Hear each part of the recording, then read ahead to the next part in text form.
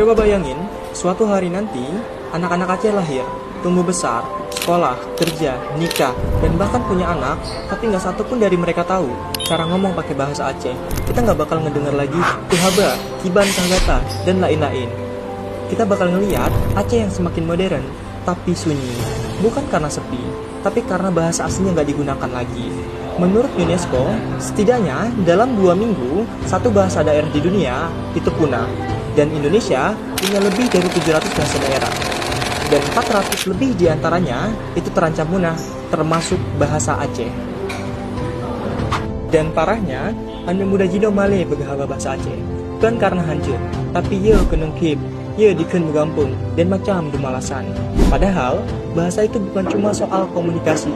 Bahasa itu identitas, bahasa itu akar. Kalau misalkan akarnya dicabut, pohonnya bakal tumbang. Tapi, belakangan ini, aku lihat mulai banyak konten kreator muda asal Aceh yang menggunakan bahasa Aceh di konten Instagram dan TikToknya. Dan ini keren banget.